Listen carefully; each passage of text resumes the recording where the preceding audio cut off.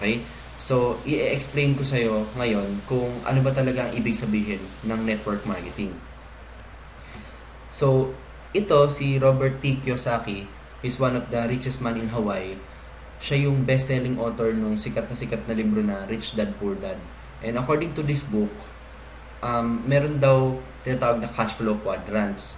Itong cash flow quadrants na to, nahahati siya sa apat. And ito yung letter E is yung employed. Basically, ito yung mga tao na sells their time and effort for money or for income. And ito yung mga tao na nagtatrabaho para sa mga ibang tao na may negosyo. O yun yung mga boss nila. Yung letter S naman, ito naman yung mga self-employed. Kagaya ko, I'm a certified public accountant. And yung iba kong kabatchmates nung nagsisimula pa lang kami sa pagiging CPA, nag-start kami sa pagiging empleyado. And yung iba, nag-decide na mag-freelance. Sila yung mga kumukuha ng kliyente at gumagawa ng mga financial statements and pumipirma sila ng opinion nila para may income sila. Pero, ang ibig sabihin ng self-employment, parang business din siya, pero ito yung negosyo na tipo na hindi mo pwedeng iwanan. Kasi pag iniwan mo siya, titigil din yung income niya. So, ang ibig sabihin ng totoong business according sa cash flow quadrant na to is passive dapat. Meaning, kailangan kahit wala ka nang ginagawa, okay, kumikita ka pa din. So, yun yung letter B. Ito naman daw yung mga tao na nag-hire ng mga employees para magtrabaho para sa kanila. Ito yung mga tao na once they establish their business, pwede na silang magbakasyon kahit ilang linggo, kahit ilang buwan, at pagbalik nila, umaandar at kumikita pa rin yung negosyo nila. Okay? Yung letter I naman, ito yung ultimate goal ng mga gusto talagang magpayaman. Ito yung mga tinatawag na investors.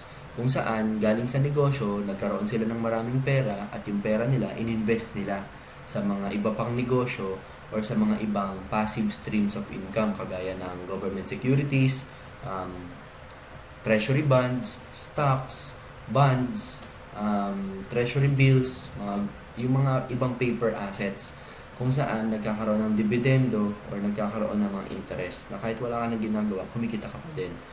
Meron kang siguro mga kakilala or ikaw mismo, from time to time, nag-i-invest ka sa mga stocks as an employee or as a self-employed person.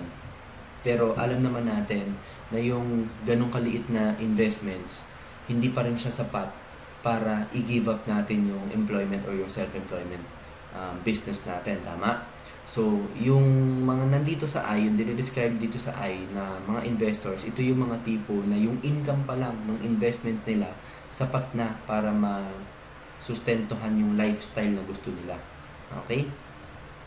So, basically, meron tayong dalawang kinds of earnings. Yun yung active and yun yung passive. Yun yung kaninang nasa slide. Pero i-elaborate natin ng mas konti para mas maintindihan mo kung ano ibig sabihin talaga. So, sa active income, ang best example dyan is employment. Wherein, 100% ng effort mo is katumbas ng 100% ng income o ng salary or ng resource na natatanggap mo. Ang illustration dyan is ganito. So, ang income and ang effort, laging magkapantay yan.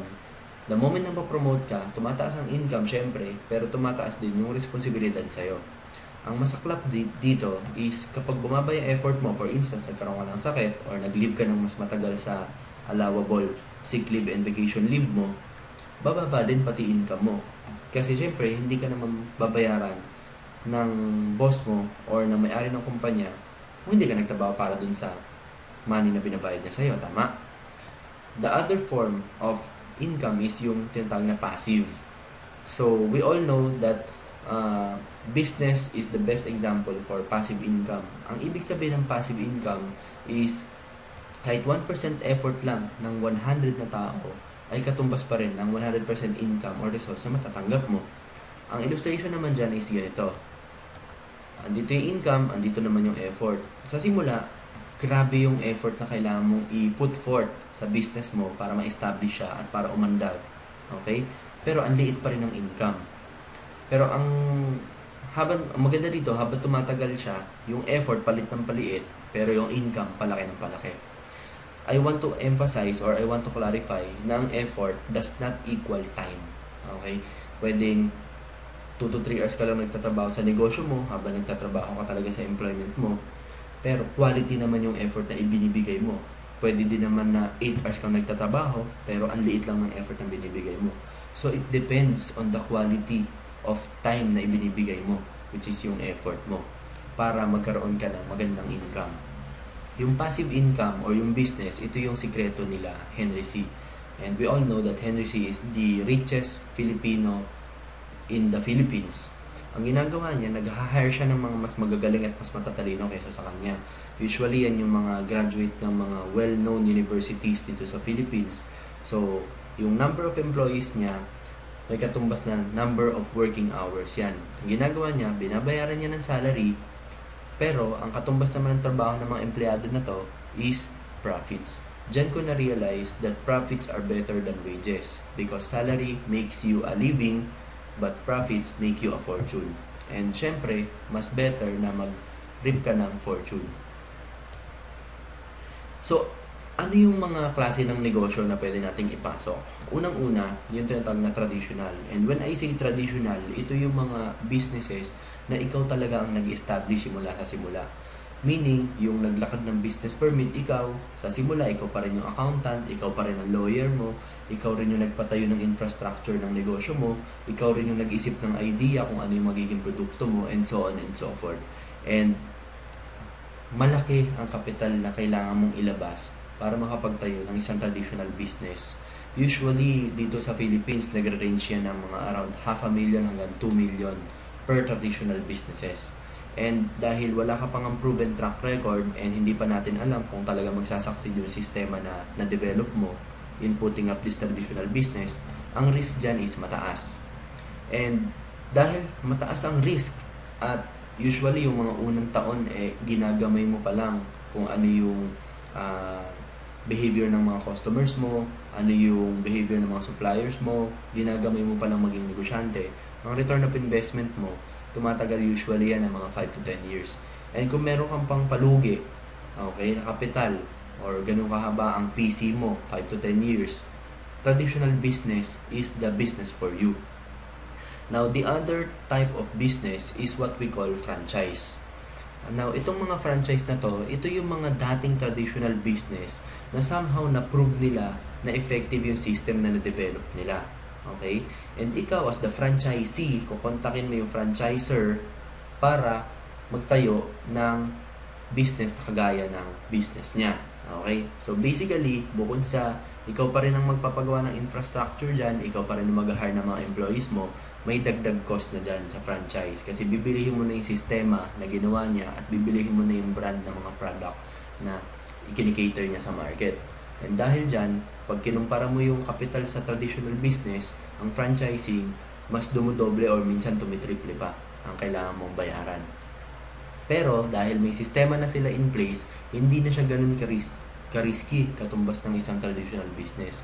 Pero dahil napakalaki ng capital na binigay mo, usually 10 to 20 million pesos ang capital. Hindi ko sinasabi yung mga franchising kuno na mga maliliit lang ha.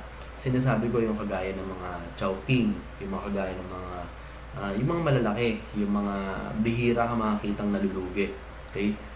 Pero ang return of investment dyan is around 10 to 15 years. So kung may panahon ka na ganyan kahaba, franchising is the business for you.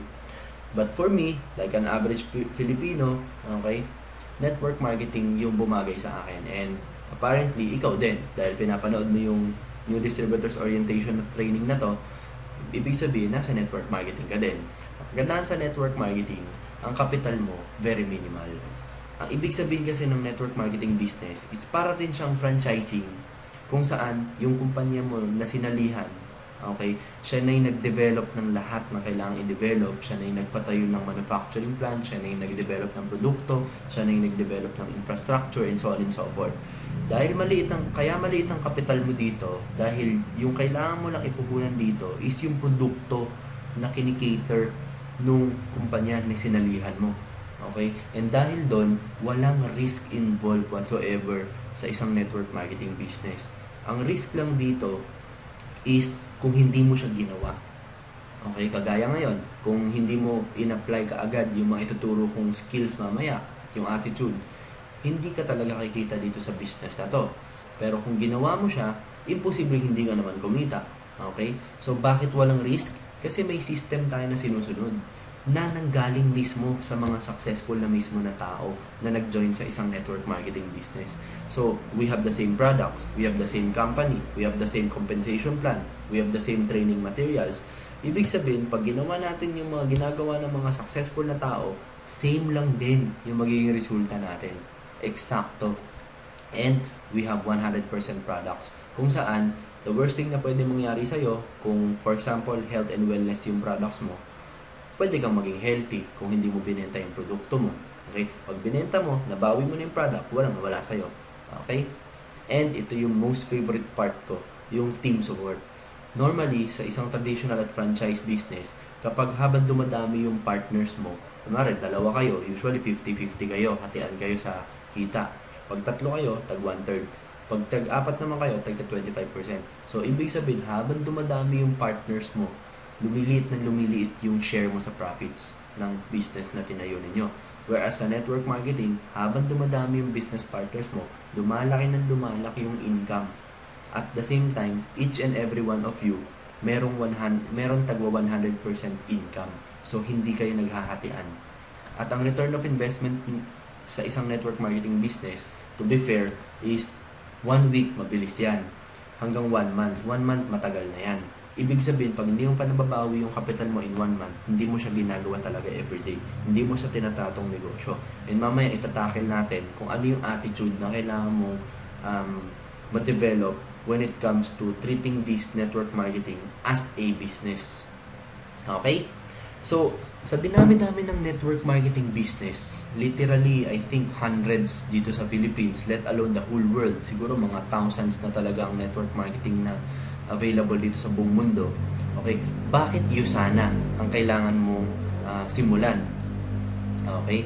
So, may mga several factors na kailangan mong intindihin when it comes to Usana. Unang-una dyan yung company itself.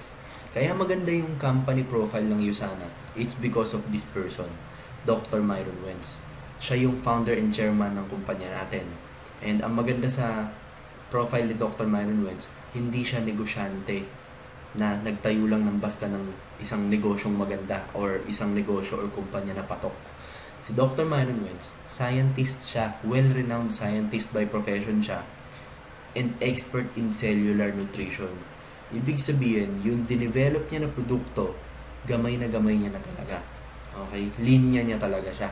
And because of this person's vision, napalaki niya ng napalaki yung Usana to $1 billion company. Okay? And ang Usana is a trusted partner and sponsor of the Dr. Oz show. Si Dr. Oz, siya yung official na parang Doctor of America sa States. Tapos siya yung doctor ni Oprah Winfrey, yung nakadiscover kay Charis Pempenko. And aside from the business, okay?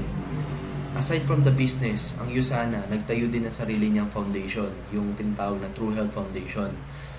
Itong True Health Foundation na to, 100% ng donations natin, whether cash or in kind, napupunta sa beneficiary ng True Health Foundation. Yung administrative cost is supported by the profits of Usana itself. Ganun ka committed ang True Health Foundation into helping the needy. Okay? And in fact, dito sa Pilipinas, nagkaroon na ng 2 instances kung saan nag-intervene ang True Health Foundation. Una, nung nagkaroon ng Ondoy. Pangalawa, nung nagkaroon ng Yolanda. Sa Yolanda, ang True Health Foundation nagpatayo ng mga water piping sa Tacloban. Tapos sa Ondoy naman, nag-donate tayo ng almost 2 million pesos sa True Health na galing to sa True Health Foundation. Currently, we are available in 19 different countries, but as of the date of this recording, 2015, by the end of this year, papasok na ang Usana sa Indonesia. And we're very excited dahil ang Indonesia is the 4th most populous country in the world. Okay? So as you can see dito sa slide na to, noong 1992 pa nag-start ang Usana sa United States, and then 4 years after, they decided to go international. And dito sa bansa natin, sa Pilipinas, 2009 pa lang siya nagsisimula, nag-start. Okay? And during those times, global recession din yan. And you can just imagine an American company investing in a third world country during the recession. So, talagang pumutok yung business natin noong time na yon dahil it showed a lot of guts sa end ng USANA. And talagang nagpakita siya ng financial strengths being able to expand in a third world country during the global recession. And ito, as a CPA, ito yung pinaka na-appreciate ko talaga when it comes to the financial strength of USANA. It shows a lot of stability and viability and feasibility when it comes to the financial position of USANA. Dahil the fact na publicly listed siya, mataas na siya, okay, maganda na siya. And ang maganda dyan, hindi na siya basta publicly listed. Listed siya sa New York Stock Exchange. And ang New York Stock Exchange, siya ang number 1 stock market sa buong mundo ngayon. And kung ikukumpara mo siya sa Philippine Stock Exchange natin, ang PSE ay ang NYSE is 65 times larger than Philippine Stock Exchange. Okay? So the second factor is the products. Ang maganda sa product ng USANA, okay, unang-una, necessity siya. Hindi siya vanity. Hindi lang siya yung parang idadagdag sa budget. Ang maganda sa product ng USANA is talagang dinesign siya for helping our health. Okay? And ang goal talaga ng founder natin, si Dr. Myron Wells, is to balang araw, makatulong talaga siya for disease prevention. Okay? And consumable siya. So, business-wise, may repeat orders tayo. Hindi mo na kailangan every month or every day maghanap ng bagong customers. Okay? And ito pang pinakamaganda. Lahat ng produkto ng USANA manufactured through our FDA-registered facility as a pharmaceutical company. Kahit na nutritional supplements lang tayo, FDA-registered facility ang USANA. Okay? And according sa NutriSearch Comparative Guide to Nutritional Supplements, authored by Lyle McWilliam, he's also a scientist and an auditor of nutritional supplementation. USANA got the highest rated grade. Okay? So, ang latest edition natin is in 2014. Among 1,220 products in the US and Canada, we still got the highest ratings. Okay? So, medyo scientific yung categories na yun. Hindi ko masyadong intindihan. But basically, they grade the products through graphs and stars. And 5-star being the highest, 0-star being the lowest. And as you can see, USANA is number 1. And ito pang isa pa sa maganda. We are trusted by over 700 plus elite athletes worldwide. We sponsor 700 plus elite athletes worldwide. Hindi tayo nagbabayad ng pera sa kanila. Binibigyan lang natin sila ng certain amount of products na talagang fitted sa and personalized sa nutrition program na sinusunod nila. Okay? And dito sa Philippines, we also have around 60 elite athletes na ini-sponsor ng USANA. Okay? At saka maganda dyan, ang mga atleta na yan, sila yung most meticulous when it comes to taking nutritional supplementation. Kasi meron silang tinatawag na anti-doping standards kung saan, after nilang lumaban, pag nanalo sila ng medal, pinapaihi sila or minsan nagkakaroon ng random blood testing. Tapos tinitingnan kung mayroon bang banned substance na tinake sila para ma-perform sila ng mas matindi. And ang maganda dyan, si USANA, binak-upan niya yung mga atleta ng tinatawag na $1 million athlete guarantee. The moment na magkaroon ng traces of substances from our products sa dugo or sa ihi ng atleta na pinagbabawal, bibigyan ni USANA yung atleta na yon ng hanggang $1 million as a guarantee. And walang nutritional supplement company na nagbibigay ng ganung guarantee kundi USANA lamang. Pangatlo is yung compensation plan. Okay? Ang maganda sa compensation plan ng USANA is binary siya. Ibig sabihin, unlike other compensation plan out there, dito sa binary concept, kailangan mo lang basically yung power of 2. Once na may left and right downline ka na, pwede mo nang mapaandar yung negosyo mo. And ang maganda pa dito, patented yung compensation plan natin. Ibig sabihin, walang pwedeng gumaya ng binary compensation plan strategy ng USANA. Okay? Dahil yung binary compensation plan ng USANA is purely product movement. We are not based on recruitment. So, hindi mo pwedeng tanungin sa akin, ilan yung taong kailangan kong ipasok sa left and right ko para kumita ako ng ganito kalaking halaga. Hindi. Ang usapan dito is yung points na nare-generate ng mga taong nasa left and right mo. At yung points na yun nanggagaling sa mga products.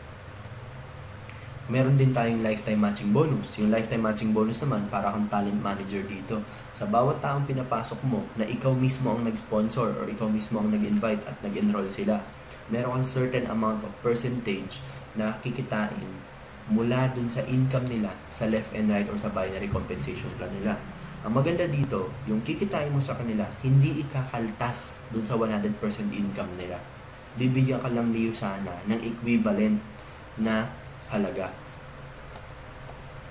And because of this wonderful compensation plan of USANA, the company has already produced over almost $300 million club members. Ibig sabihin, since the beginning, on average, nagpo-produce ang USANA ng hanggang 1 to 2 million dollar club members. Meaning, sa pesos, kumita na ng around 43 hanggang 45 million pesos per month. Ganun katindi yung USANA. And, ito pa, meron akong mga downlines or teammates under my organization who are living in abroad. And, whenever they buy products from USANA, okay, through online or through whatever, lahat ng points na nag-generate ng product na yon na binili na, umaakyat yun sa left and right organization ko. Depende kung saan ko sila nilagay. Ang maganda sa compensation plan ng USANA is seamless siya. Habang bumubukas yung bagong bansa, habang nag-expand yung USANA sa iba't ibang bansa, lumalaki na lumalaki yung pie kung saan or yung market share na pwede mong matap dito sa business na to. And pang-apat is yung training. Ang maganda sa USANA, kumpleto na siya ng online and offline tools. Sa online tools, when you log in sa The Hub, okay, yun yung back office mo, meron tayong tinatawag na usanacommunicationedge.com. Okay? Nasa loob, parang library ng mga materials, sales tools, okay? Pwede mong ipaprint yan at gawing tarpaulin. May images, may video, may audio files, okay? Na trainings, okay? Para ma-develop yung sarili mo and para madagdagan yung knowledge mo when it comes to USANA. And iba't ibang klaseng training. Okay? When you log in ulit sa The Hub, meron din tayong tinatawag na e-apprentice. Yung e-apprentice naman is parang sort of i-mentor ka ng system at susundan yung progress mo hanggang sa ma-achieve mo yung mga goals mo. And iba't ibang klaseng trainings pa. Meron tayong Ask Andy, everything about the business, pwede mong tanongin. Meron tayong Ask the Scientist, everything about the products, yung science behind the products, pwede mong itanong doon. And meron din tayong mga offline schedules na naka-base sa Makati office natin, sa may Ayala, na ang nagtuturo dyan yung mga corporate officers and yung mga successful distributors na nag-join na sa USANA. Now, alam na natin yung company, yung product, yung compensation plan, and yung training. So, we all have the same factors when you join in USANA. Ang question na lang na kailangan mong tanungin sa sarili mo is, bakit ikaw? Bakit ikaw yung nag-join dito? Hindi yung kapitbahay mo, hindi yung kaibigan mo, bakit ikaw? Bakit sa tingin mo, magsasucceed ka in this business? Okay? So, meron dalawang bagay na kailangan mong maisip or tanungin sa sarili mo upang ma-motivate ka or ma-inspire ka lalo in doing the business. Unang-una, yung tinatawag na why. Okay? Dati, just to share, siguro magkikwento na lang din muna ako just to give you an idea kung ano yung why ko. Dati, nung nagtatrabaho ko, linggo-linggo, tuwing Friday lang umaligaya. Okay? Kasi, kinabukasan, Sabado na. Pero, kapag dumarating na yung Sunday, malungkot na ako dyan. Kasi alam ko, Monday na kinabukasan, magtatrabaho na naman ako. And paulit-ulit yung cycle na yan for how many years. And everyday, ang routine ko, ganito. From 6 a.m. to 8 a.m., nagpe-prepare and nagtatravel na ako papunta sa trabaho ko. And pag 8 a.m. hanggang 5 p.m., nagtatrabaho na ako. Okay? Wala akong oras sa kaibigan, wala akong oras sa pamilya, wala akong oras sa sarili ko. Focus ako for 9 hours sa trabaho lang.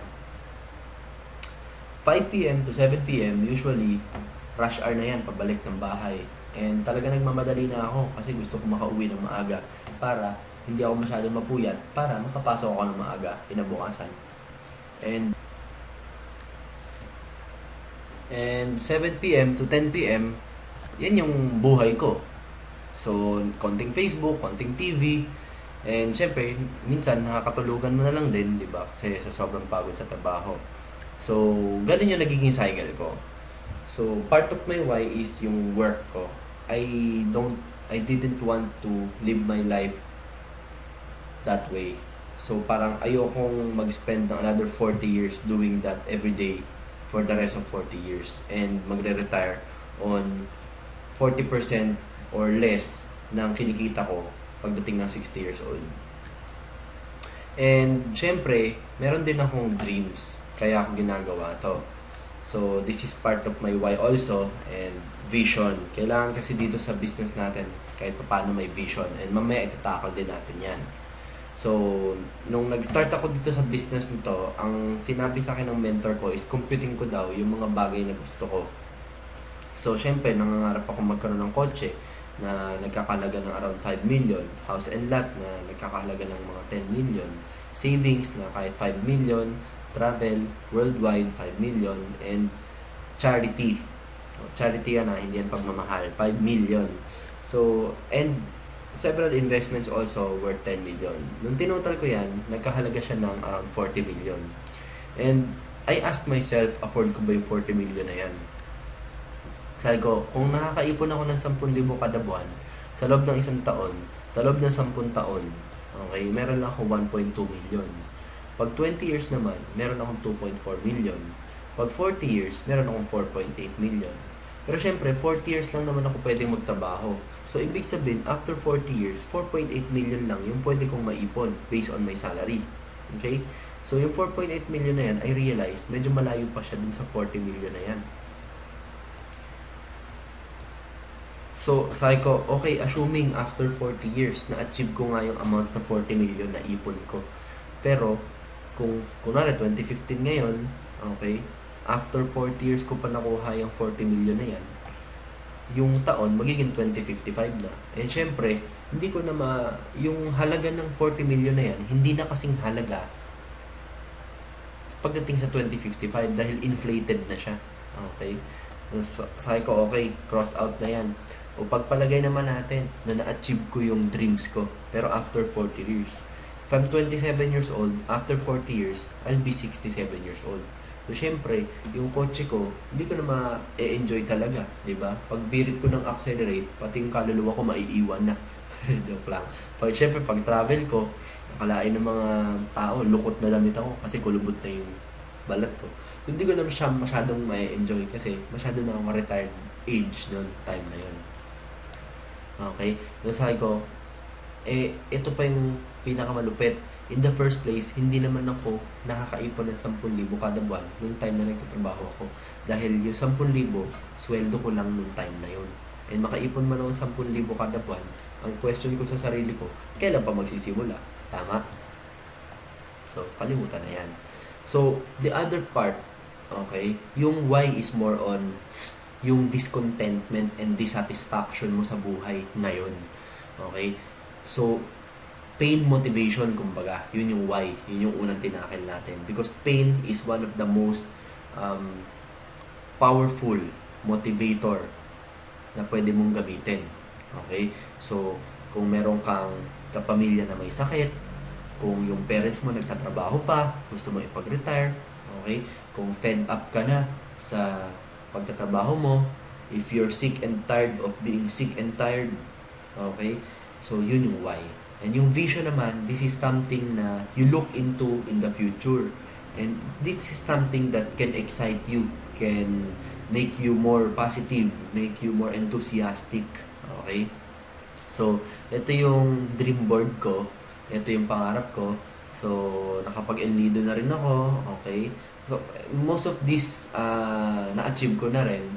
And, i-update na lang din ulit namin yung dream board na to para checkan ulit namin. This is very, very exciting na mag-cross out ng mga dream board. Okay? So, eto na. Ito na ituturo ko sa new distributors orientation. Okay? At this point, ine-expect ko na naiintindihan mo na kung ano yung network marketing business. Naiintindihan ko na, at this point, supposedly, naiintindihan mo na kung bakit mo kailangan gawin at ano yung mga posibilidad na pwede mong makuha when it comes to the USANA business. So, knowing that, ito na yung pinaka-highlight ng training na to, ng New Distributors Orientation. The two most important things to develop in this business are number one, attitude. Attitude composes 80% of the business. This business is 80% attitude. Attitude business talaga siya. And skills is only 20%. In fact, ang attitude, okay, ang word mismo na attitude, pag binilang mo yung alphabet according to its alphabetical order, okay, pag binilang mo yan at inad mo lahat, ang katumbas niyan is 100%. So, ibig sabihin, malamang sa malamang, yung nag-invento mismo ng word na attitude, alam niya that the secret to success is this word, attitude. Okay? And if you'll try to realize, most of the people who succeeded in life, if not all, hindi naman skillfully better than us, but more on mentally and emotionally stronger than us. Okay? So, more on attitude pa rin and philosophy ang magbibigay sa atin ng advantage when it comes to playing the game of success. Okay, so anong klaseng attitude ang kailangan mong matutunan dito? Unang-una, kailangan ma-develop mo yung tinatawag na GLLA or yung good listening and learning attitude. Okay? Kailangan hungry ka for learning. Kailangan para kang walang alam. You're an empty cup. Okay? So, bakit? Dahil hindi mo linya to. Bihirang ngayon, meron ng course sa De La Salle University. Short course siya na 1 year to 2 years ata ng direct selling in network marketing. But most of the people, okay, siguro 99% of the people who are involved in network marketing graduated in a course different than network marketing. So, ibig sabihin, knowing the fact na hindi mo siya linya, kailangan meron kang tinatawag na GLLA para yung mga skills na kailangan mo matutunan, okay, madedevelop mo ng mabuti. Because without this humble attitude, there's no way na magsasucceed ka in this business. Okay? Ang advantage kasi, pag meron kang GLLA, is may natututunan ka tama, and balang araw pag nagka-downline ka na, may mga bagay ka na pwedeng ituro sa kanila. And pag may mga naituturo ka sa kanila, unti-unti na-duplicate ka na. Meaning, yun ang ultimate goal mo to build an organization is ma-duplicate lahat ng alam mo na ipapass on mo sa mga downlines mo. Upang sa ganun, yung mga downlines mo, nagagawa na yung mga kaya mong gawin.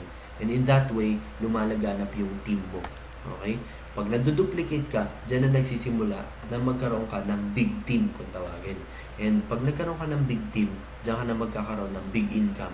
And it will follow na pag na-achieve mo na yung big income, big residual or passive income, dun mo na ma-achieve unti-unti yung mga pinapangarap mo sa buhay. Whether travel, whether house and lot, whether education, whether car, whatever. Okay? Whether charity. Okay? There's nothing wrong for aspiring for more. Okay? For dreaming big. Okay? Ang masama is manatili ka na lang na fraction of your potential.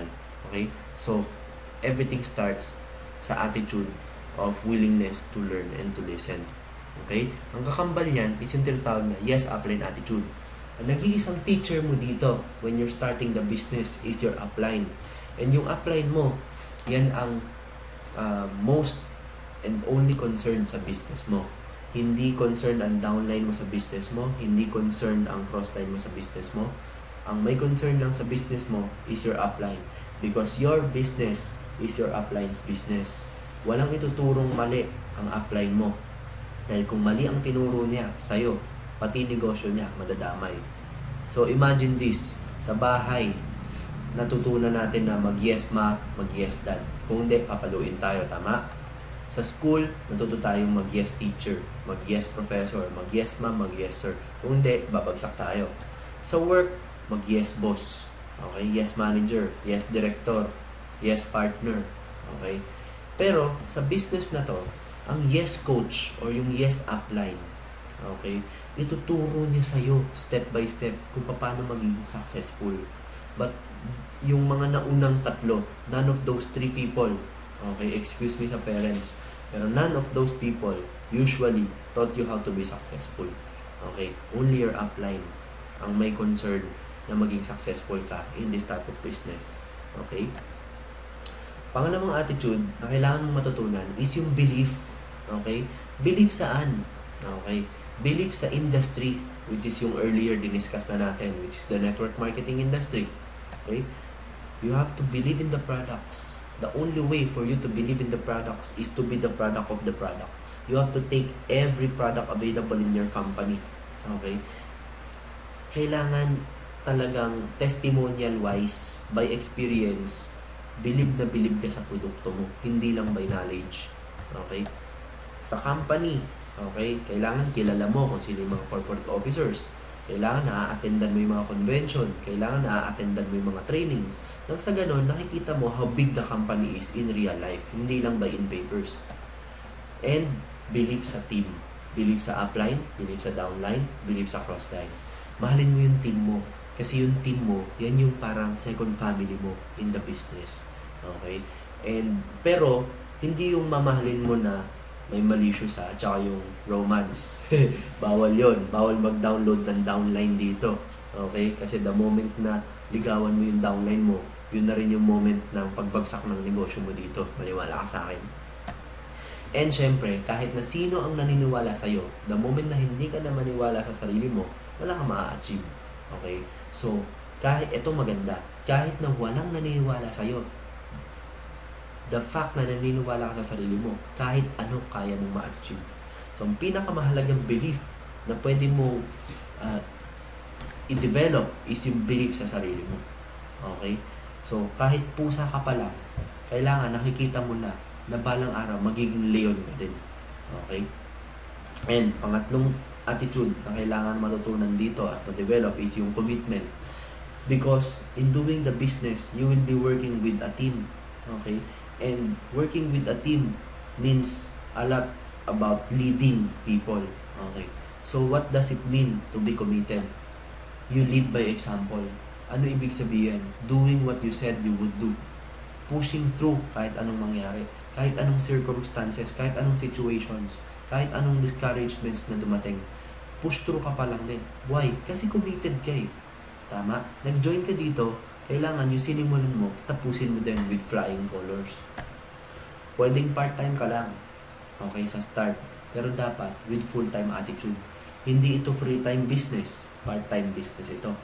So, treat it like $1 million business. So, if you can just imagine that you invested, okay, millions of pesos or even dollars in this type of business, do you think yung effort mo ngayon, okay, is magiging same pa rin ang effort mo when you know na sobrang laki ng isinugal mong kapital?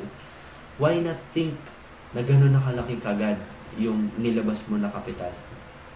And you are sure na magiging successful ka kung gano'n yung mindset mo. So what are the 3 types of commitment? Number 1, I'll try. Ito, kahit tayong dalawa pareho, alam ko, na pag yan ang sinabi sa'yo ng kahit sinong tao, okay, hindi matutupad. Kahit birthday party, di ba? Inaya mo yung friend mo sa isang birthday party, sinabi sa'yo, bro, subukan ko. Alam mo na na hindi yun pupunta. Tama? Yung second is, pwede kang ma-confuse dyan. I'll do my best. Bakit second type of commitment lang siya? Kasi, maybe, most of the people who thinks that they are doing their best is just trying to do their best. Iba yung best. Kasi kapag ginawa mo yung best mo, yung human potential kasi immeasurable. Hindi pwede. masukat. Ibig sabihin, hindi pwedeng makontain, limitless ang human potential. So, ang third type of commitment and the highest of the three is yung sinasabing, I'll do whatever it takes. Pag nagkaroon ka ng downline na ang sinabi sa'yo, okay, nag-set siya ng goal, upline, ganito goal ko, at sinabi niya na I'll do whatever it takes, kukunin ko yung goal na yan. Yung mga ganong words na talagang music to my ears. And lalo na, pag nakita ko sila na ginawa talaga yun.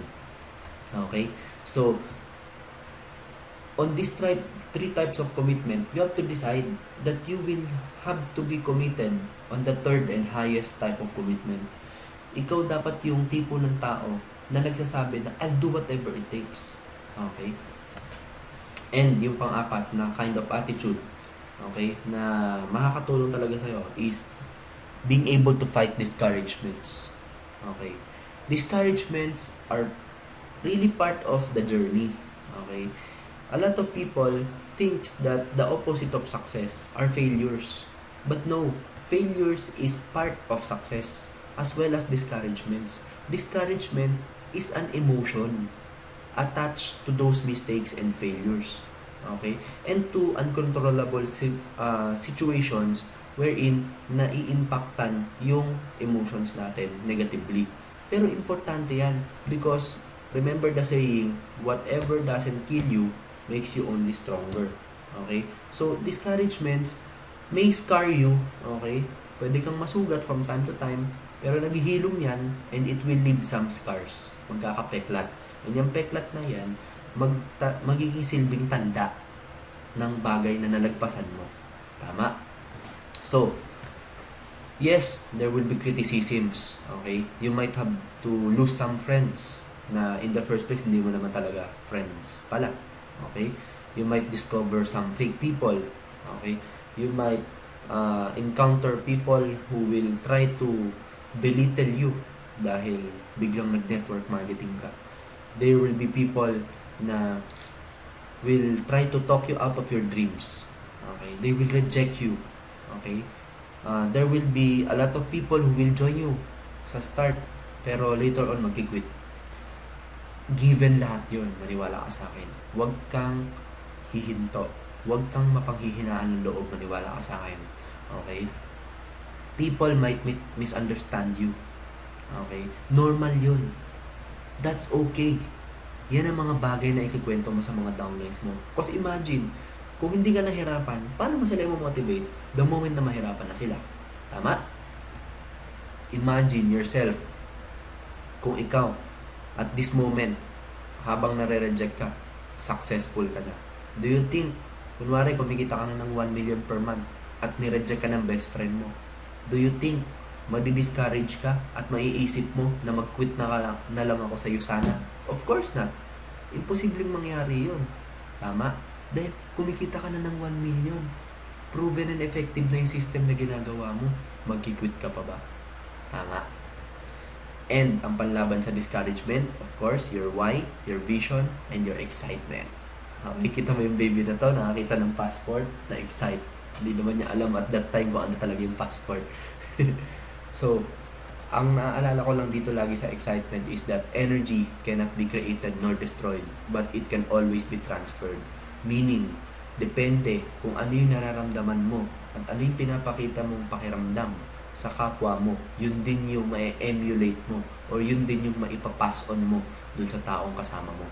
Remember, some people or some friends na pagkasama mo, lagi may problema, laging hinihingahan ka or ginagawa kang outlet, pinagbe-ventan out ka ng mga problema niya. And pag uwi mo sa bahay, parang drained na drained ka. Those are who you call leeches or dream stealers who try to suck your blood, who try to suck your energy. Okay? Pero remember, some of your friends na laging jolly despite of the situation, despite of their circumstances, despite of their challenges in lives, their problems. Pagkasama ka, ang saya niya. Diba? Ang sarap kasama ng ganun. So, whenever you invite people into your business, and whenever you are with somebody, even with your family, even with your critics, okay, just be excited. Bakit ka ma-excite? Kasi alam mo may patutunguhan ka. Tama? So, ang nakatulong sa akin dito na tinuro ng mentor ko is yung pag-iwas sa panonood ng mga telenovela at especially sa mga news. Simula ngayon, okay, for the rest of your Usana journey, hanggat hindi mo pa nakakuha yung goal mo, iwasan mo muna yung mga Korean novela, yung mga telenovela, yung mga mayayaman, yung mga masasama, yung mga mahihirap lagi, yung mga biktima, okay? Yung mga inaapi, yung mga mahihirap, kalimutan na natin yun. Tama? And, the final, okay, this is what you call the A to F to success. The final attitude na kailangan mong i-develop is focus. Focus on what matters. Okay? Sa start ng business mo, dito sa Usana, sa network marketing business, kailangan nakafocus ka only to revenue generating activities. Ano ba yung revenue generating activities? Yun yung mga ituturo ko after this sa mga skills. Okay? So, remember, all distractions are equal. Lahat ng distractions na gumagastos sa oras mo, equal yan, kahit anong dahilan pa yan. Sabi sa akin ng mentor ko, George, kahit valid excuse pa yan, it's still an excuse. Okay? So, ang gamit mo sa oras mo, tatanungin mo lagi sarili mo, papalayo ka ba o papalapit sa goal mo? Okay? Pag laging papalayo, mag-reassess ka. Okay? Pag papalapit sa goal mo, yung activities mo, go on, move forward, gawin mo pa rin ang gawin, paulit-ulit. So, ang suggestion ko sa'yo, isulat mo ang mga bagay na umuubos sa oras mo at isulat mo ang mga bagay na dapat mong gawin. Tignan mo kung nagtutugma sila. So, kung umuubos sa oras mo ay yung mga bagay na dapat mo talagang ginagawa towards your goal, ay di huwag ka magbago. Pero kung yung umuubos sa oras mo is papalayo sa goal mo, baguhin mo na. Ngayon pa lang. Give yourself at least 1 year of focused effort. Okay? Don't cheat. Okay? 365 days of consistency, of effort. Okay? Laser focus, eagle's eye focus. Pag hindi mo nakuha yung goal mo, okay, pwede ka na mag-quit. But I assure you, with 365 days of focused and consistent effort, imposibleng hindi ka kumita ng malaki dito. Either mag-triple or mag-times 4 or mag-times 10 ang income mo as compared sa salary mo. Now, the final part is the skills. Unang-unang kailangan mong gawin dito is ma-develop yung tinatawag na prospect list. Lahat ng negosyo, merong listahan. May customer list, may suppliers list, may inventory list. Dito sa negosyo natin, kailangan lang prospect list. Ang prospect list mo, kailangan paabuti mo ng 250. Okay? Huwag kang mag-i-invite hanggat hindi mo patapos ang prospect list mo. Maniwala ka sa akin. Lahat ng nag-succeed in this business, tinapos muna yung prospect list nila bago mag-invite. At lahat ng in-invite nila, nandun sa loob ng prospect list nila. Then, after mong sulat yung 250, unahin mo na i-invite yung top 20. Yan yung mga tinatawag na C-MANA. Ano ibig sabihin ng C-MANA? Credit card, money, authority, needs, at saka accessible. Pwedeng may credit card, may money, may authority, may needs, kaya lang nasa probinsya siya, so hindi siya accessible. Unahin mo muna yung mga nasa malapit sa'yo. Pwedeng may credit card, may money, may authority, accessible siya, pero he feels too comfortable. Okay? Wala siyang needs at the current moment. Appreciated niya lahat na nangyayari sa buhay niya, he's living the life. Okay? Mahirap i-convince yung taong yan. Pwedeng may credit card, may money, may needs. Okay? Accessible, pero walang authority. He cannot decide for himself. Mahirapan ka pa din. Pero, ito malupit.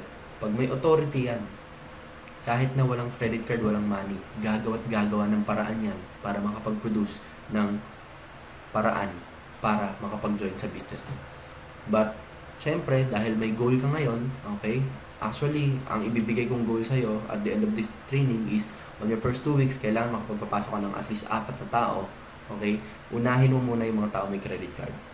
The more na mabuo itong criteria na to, credit card, money, authority, needs, and accessible, the more probable kang makakakuha ng tao na business partners ka agad. So, anong prescription?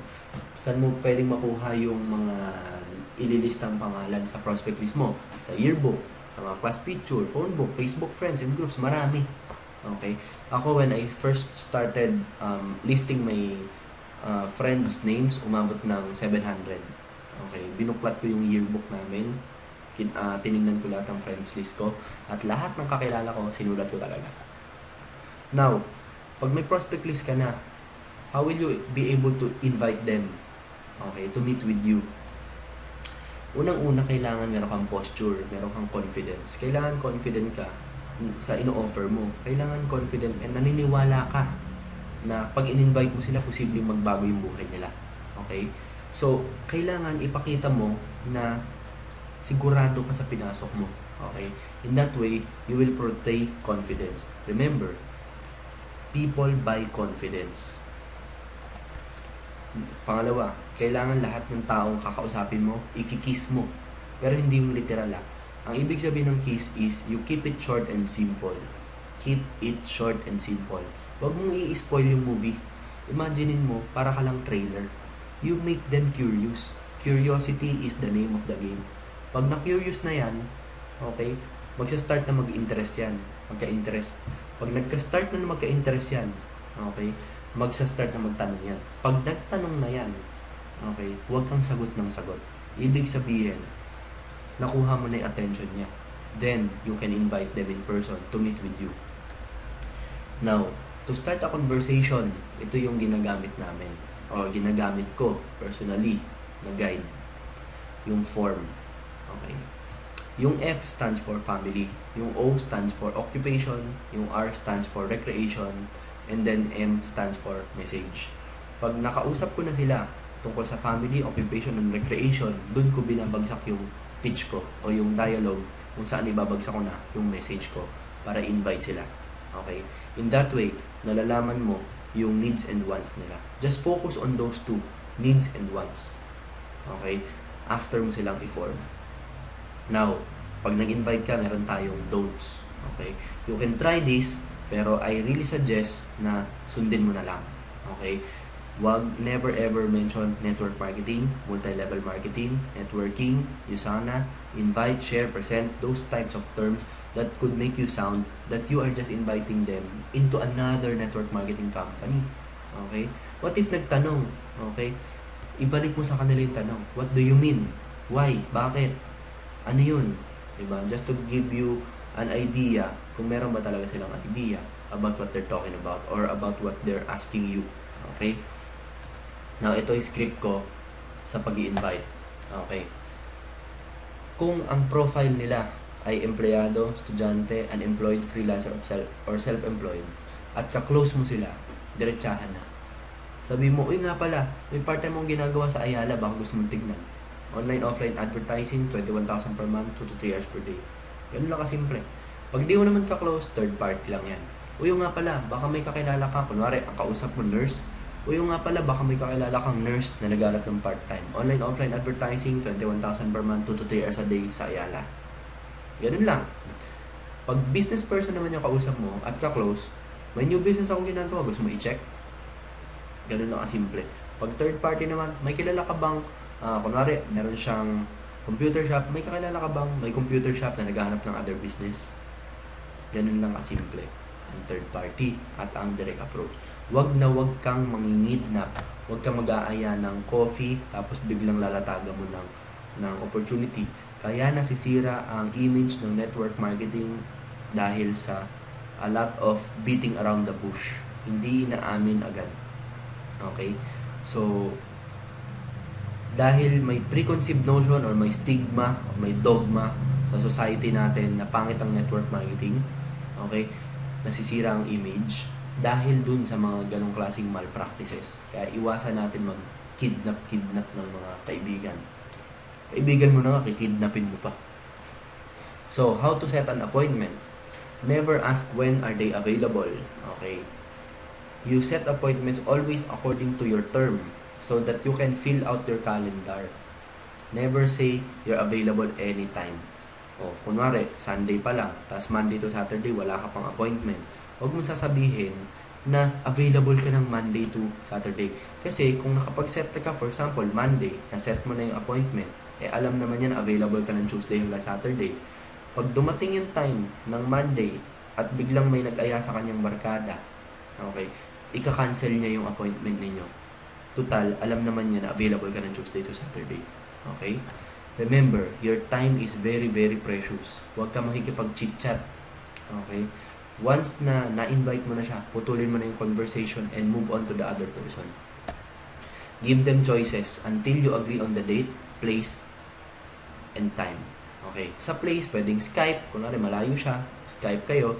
Okay? Present mo yung presentation sa PowerPoint over Skype or offline, meaning makikipag-meet ka talaga in person. Mas maganda kapag ka malapit sa lugar mo or malapit sa opisina. And magpa-follow up ka the day before. Very important ito to make sure na sisipot siya. Kasi mas mahalagang hindi siya sumipot at hindi na aksaya yung oras mo kaysa sa ikaw pumunta ka at hindi siya sumipot. Okay? Minsan kasi nahihiya ka mag-follow up dahil natatakot ka na baka mag-cancel. Mali yung ganung mindset. Okay?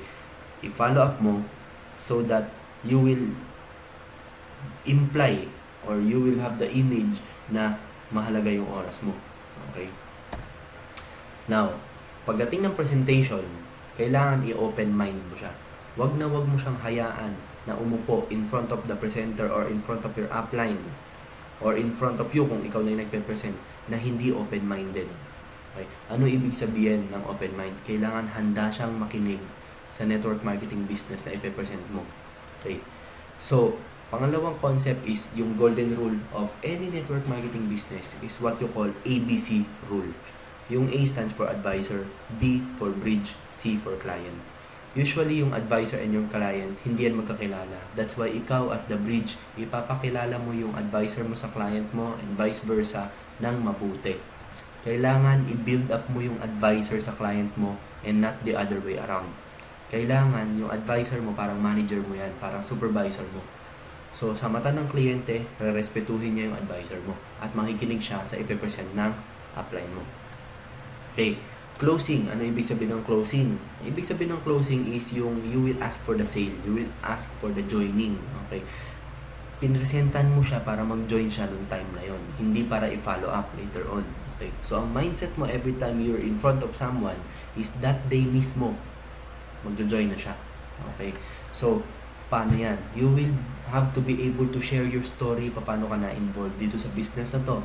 Ito yung pattern. Name, background, paano ka na-invite, anong first impression mo, bakit ka nag-join, ano yung nag-motivate sa'yo para mag-join ka, paano mo nagawa ng paraan yung capital to join, and ano yung next 12 months goal mo para maipakita mo sa kanya na meron kang vision and hindi mo lang siya basta iiwan. And yung tips, okay, kung gusto mo na siya mag-join, sabihin mo, game na, ganun lang kasimple. And online enrollment, pag may credit card siya, i-enroll na kagad online. Kapag wala siyang credit card at may cash siya, mag-withdraw na at papirmahin na ng obligation form. Ganun lang kasimple. Pag hindi pa rin nag-join, i-follow up natin, pero within 48 hours lang. Ito yung tinatawag ng 48 hours rule. Ibig sabihin, on intervals of 48 hours, kailangan naka-follow up mo siya. Ano bang objective ng follow-up? Ang objective ng follow-up is to meet him or her again and to add excitement. Ibinabalik mo siya dun sa bonfire. Hindi mo siya fina-follow up na tinatanong kung kailan siya mag-join. Okay? Fina-follow up mo siya para ma-invite mo ulit sila at ma-escalate mo siya. Okay? Sa mas malaki at mas magandang presentation. Okay? And pwede ka mag-send ng mga quotes and ng mga videos na available sa YouTube ng Usana. So, anong goals mo dito? Unang-una, dahil nag-join ka dito, okay, may products kang hawak, you have to establish 5 loyal customers para sa auto-order mo. Okay? Yung auto-order, yan yung tinatawag na maintenance natin dito sa Usana dahil Usana is making sure na tayo mismo nagtitake ng products. At the same time, it creates passive income and it ensures product movement. So, 5 loyal customers para umabot ng 100 to 200 points.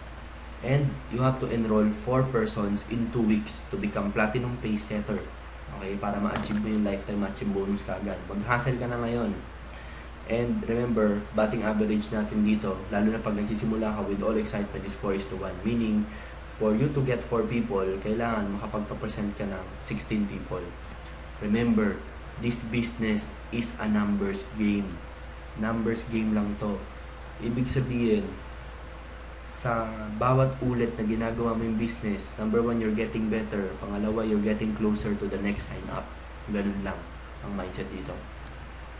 And lastly, training. If you're not earning, make sure you are learning.